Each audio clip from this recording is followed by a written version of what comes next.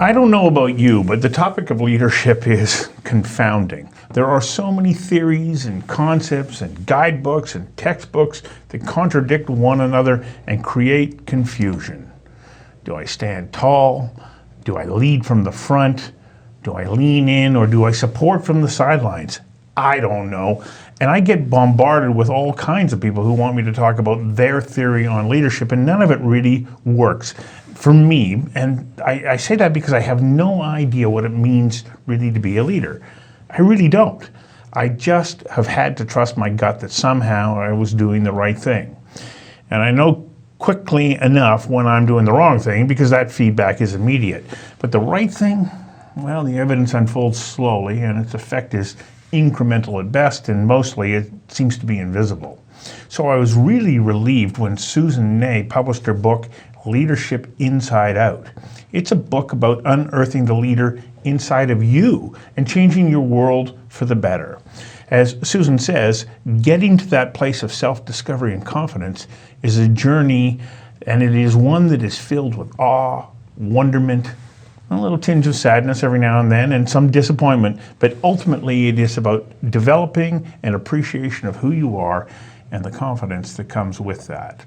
I invited author, speaker, HR professional, and philosopher Susan Ney to join me for a conversation that matters about leadership from the inside out. Susan, welcome. Thank you. What a lovely introduction. Well, I'm genuine when I say I get bombarded by people who say, do this about leadership, and you got to this, that, and the next thing, and they seem so confusing, or they have rigid rules, and you're going, yeah, no, it starts here. Why? What was your journey of discovery that allowed you to get to that point that you said, no, leadership begins within? I think just as you've described, because leadership is all of those things. But what we don't do is listen to our gut. You know, and it's that gut feel, because leadership is situational. You know, sometimes it's got to be directional, sometimes it's got to be just collaborative, sometimes it's got to be letting somebody make mistakes so that they can learn. And it takes time to discover that. You know, we come to the work environment and we aspire often, many of us, to take on promotional opportunities.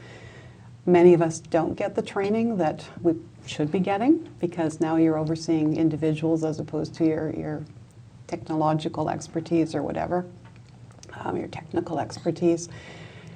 And we learn, but most of that is figuring out who we are. It's like, why would anyone follow me if I wouldn't follow myself, right? And I think that's been my greatest learning through many of the mistakes that I made along the way is who am I? And what do I stand for?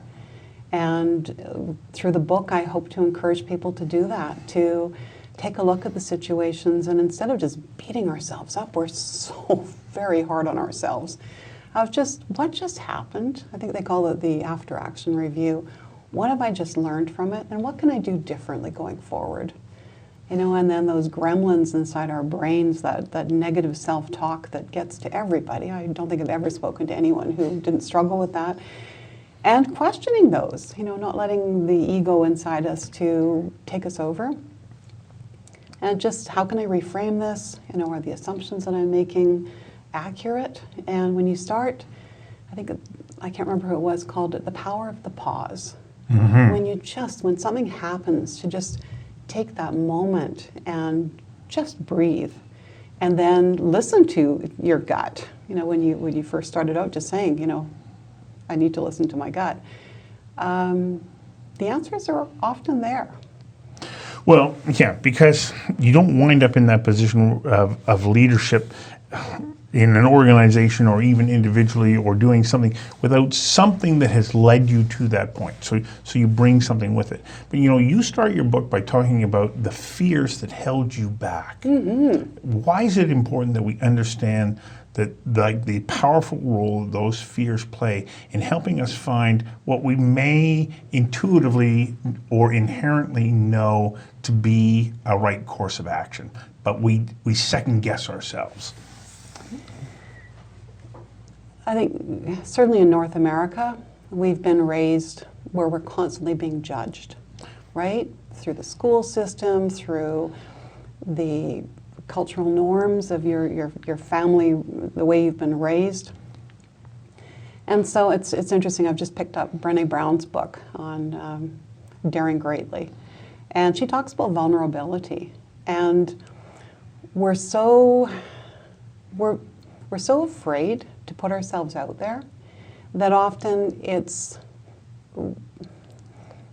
more courageous to not do anything than to step up. Again, I love, I'm borrowing from John Izzo and The Purposeful Revolution when he talks about the importance of stepping up. To feel the fear and do it anyway. And that's when... Well, isn't that what true courage is? That's when the grand adventure starts. Right. Right? But it's uncomfortable. Oh, yeah. And it's really important to sit in that discomfort. You know, we were talking earlier, you know, and the courage for you to start conversations that matter. And I'm sure that it's been like this. I'd be happy if it was like this for you. Of course not. And the more that we can talk about those realities, the reality in the route to becoming a leader, that of course you're going to trip and fall. And what I've loved is when people that I really respected were honest with me. And in the book I talk about the senior vice president who talked to me about the imposter syndrome. Oh, yeah. And I just, you know, the fact that he would share with me his vulnerability meant the world to me, because in the moments that I've wondered, should I be doing this? You know, and there's a ton of fear. Publishing a book, oh my goodness, and it's quite personal. I've talked about my own journey. And yes, you do. You really are quite open. yeah. Wouldn't it be a wonderful world if more of us were like that with one another? If when we had conversations that they did matter because you knew that you were talking to the real person and there wasn't this facade, these masks that we wear. And we don't even know that we're wearing them. We're so good at hiding our feelings, burying, you know, for me, I refer to it as being the good girl, you know, not rocking the boat, and to heck with that. I have to jump in here a little bit because my mind goes to, yeah, I agree with you. I absolutely. And the more honest I am, like I'm in part of my own sort of philosophy in life, I'm guided a little bit by something that I read from Dr. Carl Rogers in his book on becoming a person. And he talked about the thing that is so most personal is most universal. Mm-hmm. So you may think that you're the only person in the world who's experiencing that, and yet it is a universal feeling. Even knowing that, I know that there are times there are people who will use that personal information that I go, okay, I'm going to be bold enough to share it, and then I wind up using it in some way or another to their own gain or to my detriment. And so we can't be so completely open to the fact that I'm just going to share, like. To be a leader, you have to measure all of these things. And so you have to find that balance in that transparency, that openness, that honesty. And that, I think, takes even more courage. Yeah, I guess it's about putting the thicker skin on. Are you any good at that? Probably not as good as I I know. Well, Ow. but it's also about... So it's okay, my mind's going a whole bunch of different directions Good. too. Share. So part of it is that, and I talk about it as ripples, right? Yes. Whenever you're going to do something, it's really important to actually sit down and think about, if I do X, Y, and Z, and A, and B, and C could happen, and prepare myself for those. Mm-hmm. Well, this is what I like about your book. You're not saying, here's the formula, rule one, do this, outcome there, go here, which there are an awful lot of like, you're this, you're that, and then you're going to get this particular outcome. I don't think it works that way because you point out, no, it's leadership is as individual as you are. And there's a bajillion variables. Yeah. But to sit down and to try to anticipate what might happen and to prepare yourself for that, just sets you up more positively. In my experience, often when I do that, the consequences have typically not been as severe as I anticipated. And Right. sometimes they have been. And you just have to get up, brush your knees off, figure out what would I do differently or better next time, and choose to live life that way. I love the word choice. Mm-hmm. Because really what the book is about is don't be the victim. I have watched, and I'm sorry, I'm probably not answering half of the questions that you're asking me, but bear No, with you're me. answering even more. Yeah. So, oh no, I've lost my train of thought. Choice. You talk about choice. Yes, Because every yes. time you choose one thing, you're choosing not the other. Yes. And what I watched is a really sad level of disengagement in organizations I've worked in, and in being a consultant, I worked in even more organizations and see the same dilemma. But I also see people who complain that I've not received feedback. And I say, well, ask for it. Do your own self-assessment. Make sure your supervisor knows that you're interested in stretch opportunities or that you'd like to take a certain course. Do your own research. When I worked at one organization, we ended up canceling lunch and learns because the employees said they didn't feel that they should have to learn on their own time. That was the response. That just, my heart still hurts when I even say that. It's like we have to be lifelong learners. Oh, we don't have to be anything. You don't have to do anything, that's right. But when you choose to be a lifelong learner, then you keep your knife edge sharp. If something happens to you that all of a sudden, like the pandemic, that nobody could have contemplated, that you are well able, both psychologically and talent-wise, able to look elsewhere, right? And it's the self-confidence. Mm-hmm. Because, when people have been in organizations for a long time, it's lots of anxiety about going out there again and putting yourself through the recruitment process and the uncertainty about, especially when it's a job that it's the perfect job, and then waiting to find out whether you got it. It's hard on the psyche. It's hard on people's self-confidence. Right. But the more that you've prepared yourself for that, the more that you have used opportunities when someone said, hey, I wouldn't mind spending a few minutes with you. If you want to practice what an interview would look like. It's amazing how many times I've offered that and how rarely people take me up on that. Mm-hmm. And it's fear. It goes back to that fear. It's like, oh, maybe she didn't really mean it. Okay, so you brought up careers, working environment, leadership, and there's leadership at so many different levels within an organization. You've worked in the HR arena, and you see the impact of poor leadership. How important is it for an organization that they're paying attention to helping each of these leaders develop their style in a way that will fit with the objectives of the organization, help that person grow, but also be supportive of their team members? Well, that's absolutely critical. The statistics indicate that 90% of people leave their boss. They don't actually leave the organization. Oh, they leave their boss. They leave their boss. Oh, it's not the job they don't like, it's the boss they don't like. That's the statistics, yeah. So people, again, it's that self-awareness, right? Recognizing, oh, I'm now no longer a heavy equipment operator. I have now agreed that I'm going to take the lead hand position on, and I'm going to oversee a team. That might require some different skills. And we giggle, but that happens all the way to the top.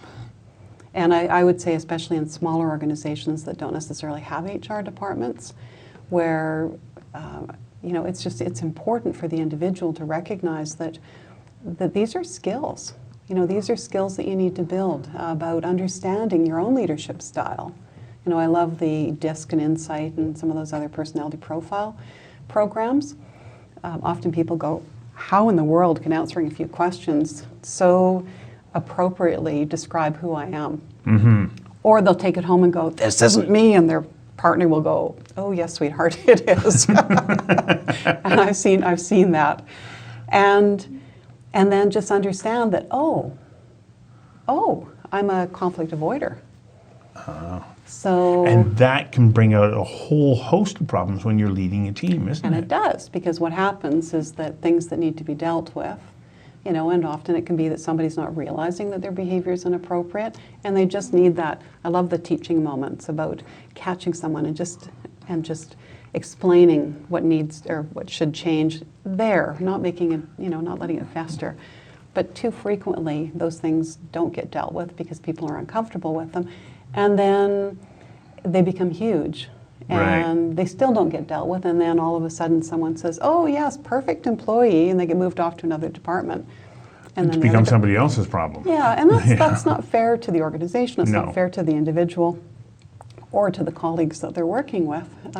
So when you say that teaching moment arises, it can arise when somebody has, there might be an opportunity to offer some insight for improvement. Usually that's what we think of. But you know, my former boss when I was at BCTV, Ron Bremner, I'm going to give him a shout out here because I think he's just such a wonderful guy. He says, you know, I think you got to remember to catch people in the act of doing something great, and I was just about to say let, that. and let them know that you appreciate what they're doing. And I think he's absolutely right. And because leadership is about, you know, making sure that it works, but you're helping to help your team also realize their potential. Oh, absolutely. And how important it is when you catch somebody who just handled a difficult call that you happen to overhear, to take that moment and say, "Wow, well done." Yeah. I could hear the tone, you know, the person was talking loudly enough, or I saw how you handled that difficult situation at the front desk. How important that is. I've just used an example. I just received this beautiful card from my daughter who's in the UK, and she complimented me on a podcast I'd done with John Izzo on his book, and how lovely it was for her to take those lessons as she's launching into a career teaching. Do you know how that warmed my heart? Yeah. That she was sharing with me how important that was to her, and that I'd made a difference. And I think she said, "You're actually sending ripples across the Atlantic." Isn't that fantastic? Yeah. And so it doesn't matter where we are in our career. And so, you know, I use the example of somebody overseeing someone handling a difficult situation at reception, but it goes the opposite way too. Is when you know that you have a sense that your boss is heading into a challenging meeting, and then just checking in. That's what team's all about. That's about having each other's back, and not these perceptions of, you know, people on pedestals. And that's not the way our organizations. It may be how many of our organizations work. It's got to change.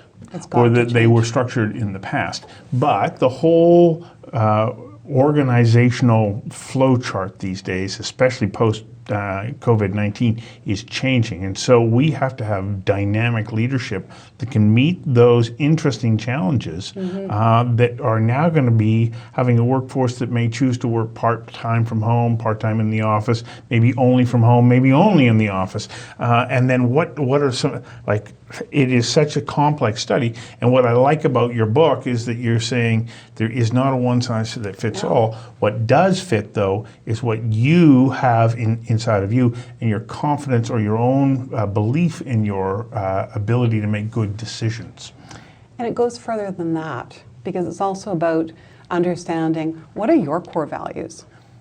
You know, and it's funny, I was talking to somebody who there's two similar organizations that are moving forward from the pandemic, and they're starting to open up, right? Staff are starting to come back. One is absolutely adamant that all staff is to come back, work from the office. And the other is, no, we're going to take a look at each position and determine the ones that can work from home. These, wow, you know, we've learned something positive through this pandemic. So, me as an individual, the one that's flexible, that's recognizing that there's something different that we may have learned from, that we could make it an even better work environment going forward, that's the one I'm going to sign up for, because that fits for me. somebody who is much more comfortable with rules, tell me how to do it, let me go and look at a procedural binder, and I need the rote step. And there's nothing wrong with either, but it's understanding what works best for you. And my encouragement is spend that time, figure out who you are. Are you someone who likes a more laissez-faire, or is your preference a more traditional model? Are you looking for a boss who tells you how to do it, when to do it? No opportunity for you to be creative. That's a whole different boss than somebody who says, okay, here's the goal. I'd like to learn, I'd like to see how you'd approach that. I'd like to see, and I'll coach you. I'll be there. Come and ask me questions. I know what would work for me. But I've also seen lots of people who are much more comfortable with the other model. And so that's the internal work that's so critical. And I think the schools are getting better. They're having kids journal, and they're starting to encourage them to, how are you feeling? What are you doing with those feelings? It's certainly, when we went through school, we didn't have any of that. Okay, Susan, so just in the last couple of minutes here, what do you say to somebody who goes, oh, you're making it sound all so nice and so easy, because it's not. What do we say to them, and how does your book address that and say, this is tough, but it's really about making sure that you as an individual find your right path? It is tough, and that's why I wrote about the ripples. There are people who have got situations that are absolutely horrific and challenging, and it is going to be more difficult. But it's again a choice. And so my encouragement is, what are the options? Can you take a different attitude towards it? It may not be right now, but perhaps in the future. Can you keep kind of open to doing differently, thinking differently? And that was a challenge in writing the book. And certainly the experiences that I had and spoke of are going to be like this compared to what many others do. The point I was trying to make is that, we all have things that happen in our lives that are create heartbreak, discouragement, and we can live in that. We can make a choice to live with that heaviness. Why would we? Well, really? Sometimes because it's what we know. Yeah, and I realize that mental illness gets in the way as well. Are there things that could be helping with that? Right. Are you prepared to talk to somebody if you're feeling down and can't come out of the spiral? It's that lovely word, choice. So show us the book, because I'm out of time now. I want people to see it, and where can they get it? Amazon. On Amazon. It's Amazon. called Leadership Inside Out, Affecting Change from Within by Susan G. Ney. Susan, thank you very much for joining me. About the podcast. Oh, yes, your podcast too. That's right. Where do they find your podcast? Human resources, HR Inside Out, demystifying human resources and people management. And we talk about everything on that. And my encouragement would be to say, go there, because this really, what we've talked about today, is just like a glimpse into the world of leadership and human resources. And you're bringing in extraordinary guests that are helping to, open up, what may have been a mystery to people beforehand. So thank you very much. See, I stretched. Yeah, good one. Thanks for the time with you today. Great, thanks.